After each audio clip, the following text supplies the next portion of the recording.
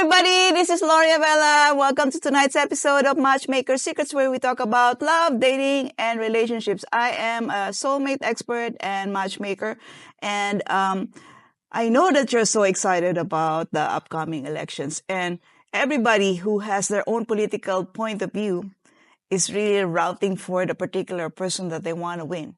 And that's a topic of discussion nowadays. But apparently, it's not just in politics that, we're talking about politics. It's also in the arena of love. Because like some people would not date somebody from the opposite party. So, voila. We want to have some clarity in that. That's the reason why we have invited somebody who follows a particular party and wants to meet somebody from that particular party. Why not? So our guest tonight is Ashley Urisman, and she's recovering Democratic campaign staffer and current government affairs professional who calls Chicago's Logan Square neighborhood home. My neighbor, actually. When she isn't refreshing the news, Ashley enjoys listening to podcasts, playing pub trivia, long walks through the aisles of Trader Joe's, going to the gym, and volunteering with organizations she is passionate about. Hey, Ashley, how are you? I'm great. How are you? Pretty good. I am so glad I have a new neighbor. I didn't know her before, so that's amazing. But I was just wondering, where do you go for Trader Joe's? I go to the one on Clybourne. I like that their parking lot is inside. So because I have to park on the street when the weather is bad, you can park in the garage and all the snow melts off of your car. So that's the one on Clybourne. Catch me there on Sundays. All right. No, I like it because you have found your specific place in order to buy whatever you need. Because I used to live in Ravenswood, and I love Ravenswood because that's an area where they have Trader Joe's, not too far from there. And so can you tell us a bit about your political beliefs and how they shape your view of the world? Absolutely. I actually like to think about having my life experience shape my political views. Right now I describe myself as an establishment Democrat. And I really came to that conclusion after being raised on more of the Republican side. I know before the show you and I were talking, and I was telling you about how my parents had come from the former Soviet Union, and a lot of refugees from former communist countries really feared Democrats' policy platforms because they empowered the government to do a lot, and they had witnessed those systems being oppressive in their lives. So I was always raised that the Republicans are the good guys, the Republicans are the ones fighting communism. Communism is the system under which we suffered, thus Republicans good, Democrats bad. But as I started to grow up and I started to venture out into the world and gain life experience, my political views really started to shift. When I went to college, I met a lot of wonderful, queer people. And one of my best friends to this day, we were at Lollapalooza last weekend together, is a gay man. And I, wanted to support him and his rights to be able to find love and live his life and his authentic self. And when I was in college and even still, I'm someone who doesn't want to have kids. So having the ability to choose whether or not to have a family and to choose whether or not to take action if an accident happens became very important to me very quickly. So as I stepped out into the world and realized what my goals were and kind of saw the way things were, my political views started to shift to align with the party that I felt best supported those goals. Okay. So what does your parents think about that? They really appreciate that I am someone who is thoughtful. It's not that I, joined a club and all my friends were doing it. It's something that I feel to my core. And like I said, is informed by my own political views. And they themselves have shifted in some of their political views. They are reasonable people and, seeing the rise of Trumpism and the MAGA movement, that's not something that they want to be a part of. My parents came of age in the 90s, and there was a lot, especially on right-wing channels, a lot of vitriol against the Clintons and specifically Hillary Clinton. And my mom was going to be so mad that I'm telling the story. But as the 2016 campaign approached, she really could not bring herself to vote for Trump. I believe her words were, he is a moron. We cannot put him in charge. And as far as I know, she voted for Hillary Clinton, which if someone had told her in 1995 that she would be voting for Clinton, she would never have believed you. So I think we're all living and learning in this time. And so we disagree on a lot of issues, especially a lot of really pertinent, trendy social issues. And it really empowers us to have thoughtful conversations when we get together. But they know that we're not always going to agree, but they're always willing to have the conversation, which I also think is great. That's great. You have awesome parents. Yeah. No, because like most of my friends are international, and so like I cannot blame those people who have different political beliefs as I have, and it's funny because like. It's a mix. Like, the international people, like some of them are pro-democratic and some of them are pro-republican. And I was surprised because like, I was thinking like, okay, a lot of them will probably be pro-democratic because like, a lot of people from, especially the European countries, they're open-minded. They look, outside of the box. And so, because like, most of my friends are Democrats. Yeah. And so, yeah, I'm surprised that, it's a mixed bag. Like, how I went to a Polish guy. He is my, mechanic. And then I was surprised that he has this $100, it's a fake bill with Donald Trump in there. I was thinking like, oh, okay, that's interesting. Because like, he is really, patronizing. And then he said like, okay, a lot of his, clients were not happy when they saw that particular one. Okay. But to each his own. Like everybody, like, just want to support. This is a very important question. So what specific political values are non-negotiable for you in a partner? I think aside from party labels, I am someone who's looking for a partner who has what would traditionally be called liberal social values or progressive social values, although that phrase can mean different things to different people. As I mentioned before, I'm someone who's pro-choice. I would not date someone who's not pro-choice ever. I am someone who, even if they don't want to use the label, would only date a partner who I feel has feminist values, kind of to the true definition of the word feminism, which is equality between the sexes. If a woman wants to have a career and a man wants to tend the home, or both partners want to have a career, I would want him to support that, especially because I am someone who really loves my career and I really love going out and working and networking, and it's a really big part of my life. So I would want someone who is supportive of that. Also someone who supports LGBT rights fully. Like I said, one of my closest friends is a gay man, and he's a big part of my life, and he would be a big part of my life with whoever I shared it with, right? And I love going to drag brunches with my friends, and I love Madonna. And, if I want to go see Madonna at the United Center, I would much rather have a boyfriend who says, oh, you should have gotten me a ticket. I loved her when I was growing up, instead of, why would you want to go see that? Things like that. So certainly the more progressive social values, I understand, especially as sort of party ideologies keep realigning, that some people are still kind of uncomfortable with labels. So he doesn't have to call himself a Democrat, but he certainly has to have those core beliefs that I feel are in line with the Democratic Party, and certainly no one who has ever considered voting for Donald Trump. But again, someone who's a Republican because they don't want to pay taxes, but they believe in all of like the social freedoms, like that's reasonable. Taxes suck. But I believe as a Democrat that we pay taxes in order to receive services and support from them. And like, I need him to understand that point of view as well. Okay. I like that because it's very defined. There's no escape from you. You're looking, as my husband will say, mira, because like he's Spanish. Okay. So, have you ever dated someone with a different political view? And so, how was that? I've certainly dated and, depending on how we define dated, spent time with people who have some different political views.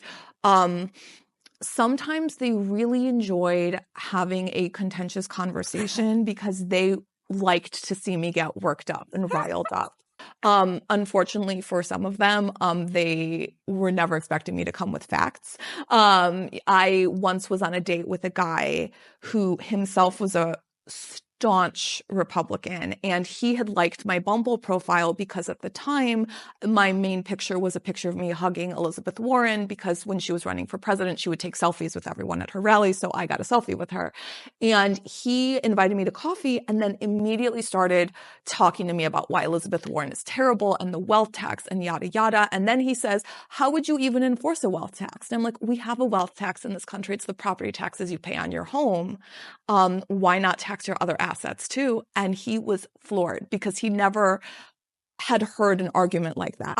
Like I said, I'm willing to date people who maybe don't identify with the same party as I do, but not people who want to go out with me because they want to see, a live get worked up or whatever it is. Oh my So, gosh, they're crazy, huh? yeah, They just want you to okay, how will she react? Yeah. If I ask this question, so they're really up for a debate. they do. They love to argue. It turns them on, to be honest. Funny because I'm just watching my Facebook because I had more than 5,000 people in my Facebook, and I was thinking okay, this is interesting because some of them are somehow sounding like they're willing to die for whatever Yeah. they believe in. I was thinking oh wow.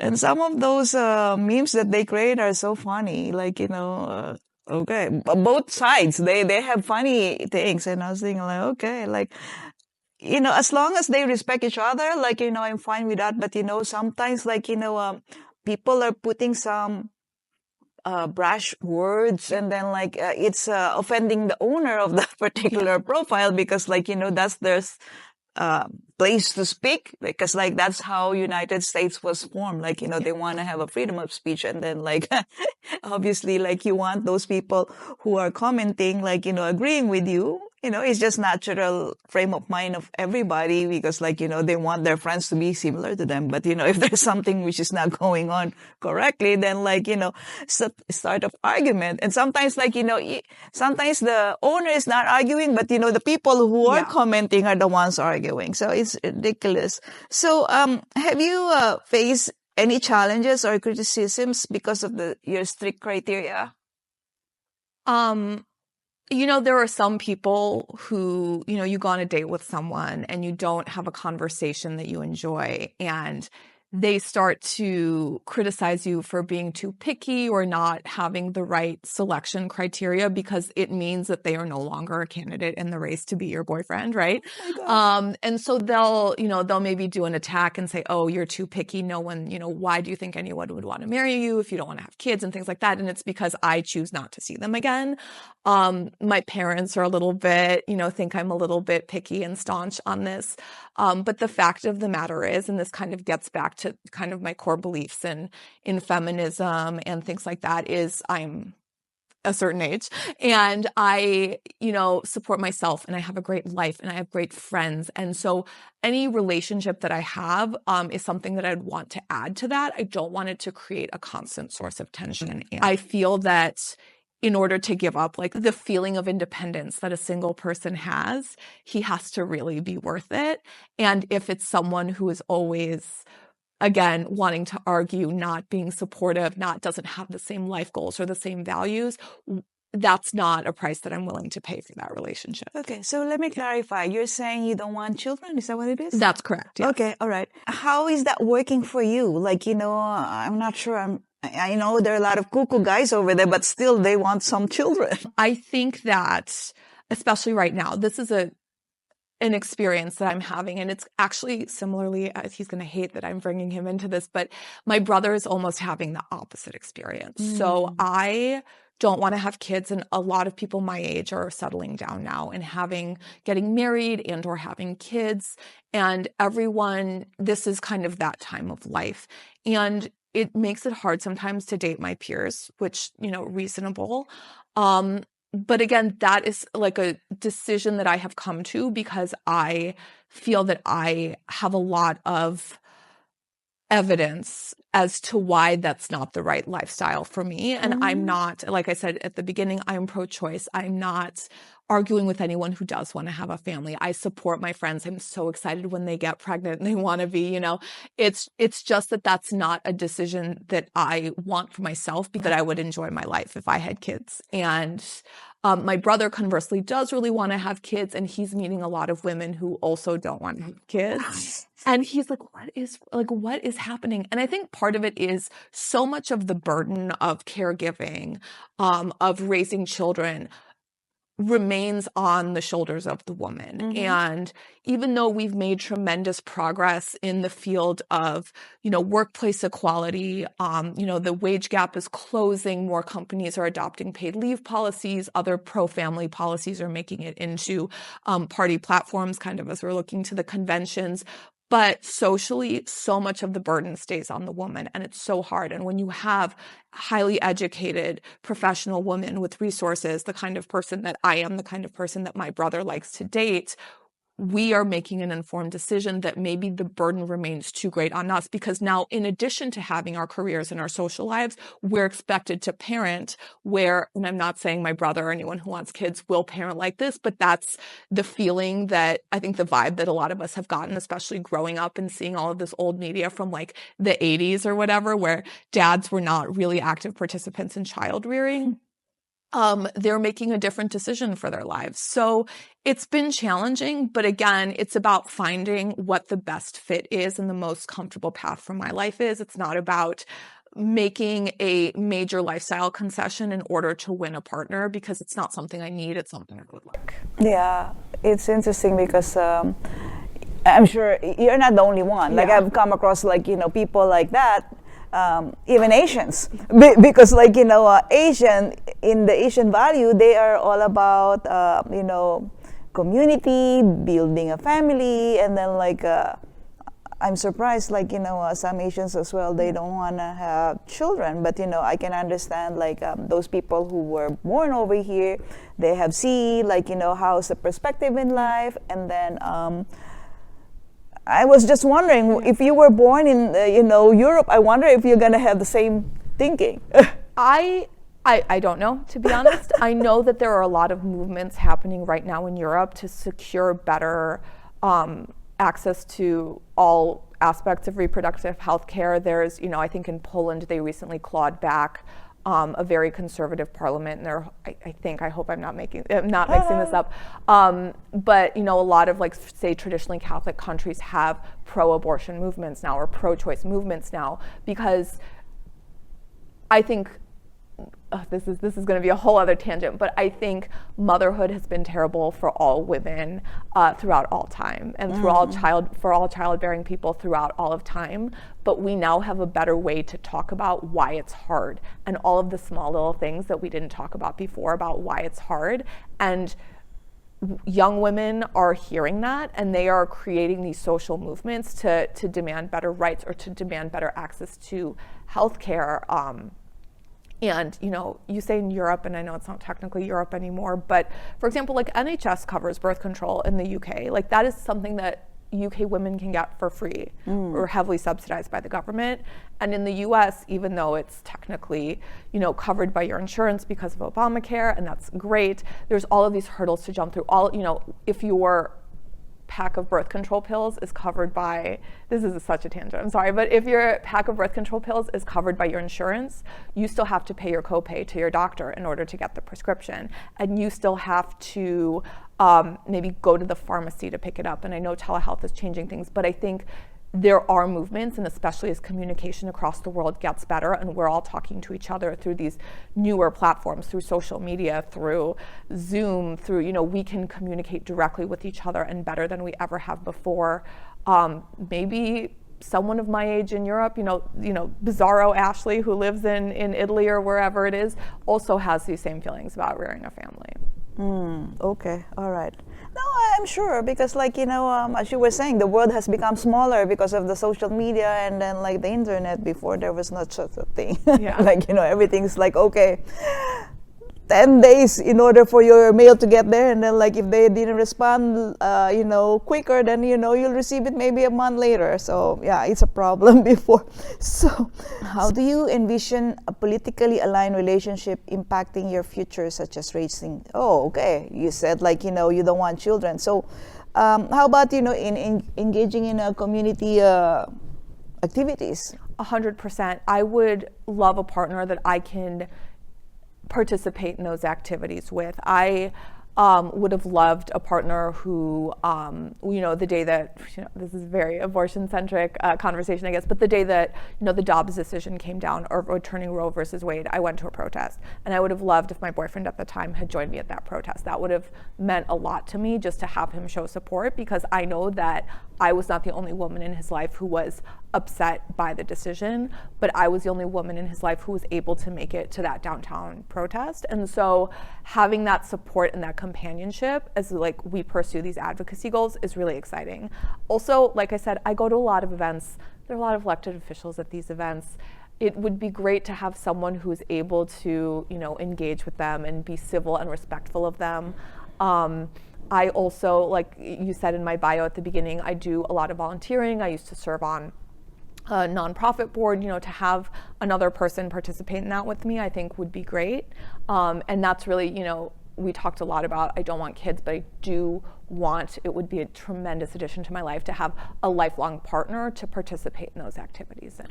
I'm assuming you do online dating. Is that what it is? I do, yeah. Okay. So what do you do, with those people who say okay, I am, you're the same we're the same party, and then they pretend that they say they don't want to have children. So I'm sure you have come to encounter those people, they say oh, okay, I don't want children, but in the end they still want to have children. I mean, I think it depends what point of the relationship you get to. Okay. If it's 2 years in, you break up. If it's, 30 years from now, I'm probably not going to be able to get pregnant anyway. So problem solved, right? Okay. But I think the most important thing, and a lot of people are guilty of this, men, women, people of all genders, a really big thing is you need to be honest and direct in your online dating profiles when you're going on dates about what it is you're looking for, because you're not dating to get someone to like you. You are dating to find someone that is a good match for what you are looking for. So I think as long as people are honest and direct, that's the best course of action. I usually swipe left if someone's profile says that they definitely want kids. I definitely have some conversations with people who swipe right on me and then say, oh, you're really hot, but you don't want kids. And I'm like, but that's non-negotiable for me. So I don't think this is going to work out. So sometimes it's hard to have those conversations, but I think it's really important to set that baseline of open communication in any relationship. And it's important to stick to your life goals and not let someone lead you down the road. And I know people change their minds, but at this point, I haven't. And the older I get, the less that's something I want in my life. So for me, it's just, I try to communicate all of that up front. All of my profiles say that I don't want kids. So when did you decide that you don't want to have children? I'm just curious because you could have been a mother earlier and then suddenly, okay, you have a potential LGBTQ child. So I'm just wondering, when did you decide? I don't know that it's something that I've ever wanted. Ever since? For a while. People kept telling me, right, you're going to change your mind. And I'm like, no, there's all of these other things that I would rather do. There's all these other things I would rather spend my money on. And then you get to a certain age and your friends start to have kids and you see how their lives change. And for me, seeing that for them is not a way in which I would want my life to change at this point. So I don't know if I will, hit the year before menopause and all of a sudden have baby fever. Anything is possible, but at this time I can only talk about what my current feelings are and what my feelings are in the past about the issue. Okay, I got that. And then have you ever told this to your parents? I'm just keeping asking the parents because the Europeans are close-knit. Yes, they are disappointed for sure. But they also recognize that it's my choice and there's nothing they can do to force me. Yeah. And they do take solace in the fact that my brother does want kids, so they know that grandchildren are coming. Okay, that's good. All right. No, I think that's the best. Yeah. At least somebody's gonna carry over the last name of the family. Yeah. So this is a fun question. I want to find out just in case. You'll never know if you could date with a famous political figure from a party, who would it be and then why? Yeah, that's a great question. And I sat and I thought really long and hard about this. And I think I would have to say, and I'm not coming for him, I know he's going to be in town in 2 weeks, but I would say probably Doug Emhoff, that's the vice president's husband. He has talked extensively about the experience of meeting her and dating her. So he was a high-powered entertainment attorney in Los Angeles. She was the Attorney General of California. They were introduced by a client. And after their first date, he was so smitten with her, he sent her an email with all of his upcoming free time for the next 6 months. And he said, this is when I'm available. When are we going to see each other again? So right from the jump, there was instant attraction. There was instant, if you like follow attachment theory, like very securely attached behaviors, green flags, right? He wasn't playing games. He said, you're someone who is, high-powered and busy. I'm high-powered and busy. We're going to try to make this work if it's the right thing. And they got married, so it worked. And then when she became the vice president, he gave up his career practicing law and went to be in Los Angeles and became a law professor in Washington, D.C., so they could move to D.C. for her to be the vice president. So just the way that he understood and accepted that his time had, he had his time, high-powered entertainment attorney in LA, this was her time, and just taking turns embracing that lifestyle. And she, by the way, is someone, right, who's happily married without biological kids of her own, but she found a great partner in Doug. And I'm hoping for not Doug, because he's taken, but someone a lot like him. Oh my God, that's amazing. No, I didn't even know that, the story. And then similar with the Queen. The Queen's husband was just supporting because the main responsibility falls on the Queen. Okay. Oh, one last question. I have to ask this. What are you looking for? Yeah, and I think we touched on it before, but I'm looking for a lifelong partnership. I would like to get married. Like I said, I don't want to have kids, but if there are kids from a previous relationship, especially if you have a good relationship with those children's mother, I am open to that. To me, it's a green flag if someone is a good dad and a good co-parent, because it means, to me at least, it signals that he's caring and that he is mature and responsible. But men without kids also welcome. And yeah, I date men. I'm 33, so anyone who's older, maybe 35 and up, and I don't really have a ceiling on that, but that's who I'm looking for. So if you know anyone. That's awesome. I really appreciate it. For those people who are watching, I'd like to let you know that we're always looking for resource speakers, and then if you are an expert in the industry in love, dating, and relationship, and of course, if you are also somebody who has been successful in your relationship, we want to have you over here. Maybe you have some nuggets to share. And if you're single, we still want to have you over here because we want to find out how can we be actually sharing some notes together with you, and then maybe help you with whatever is your situation. Hopefully not a situationship. So thank you so much for being over here, Ashley. I really appreciate your time, and then we'll see you soon. Take care. Bye-bye.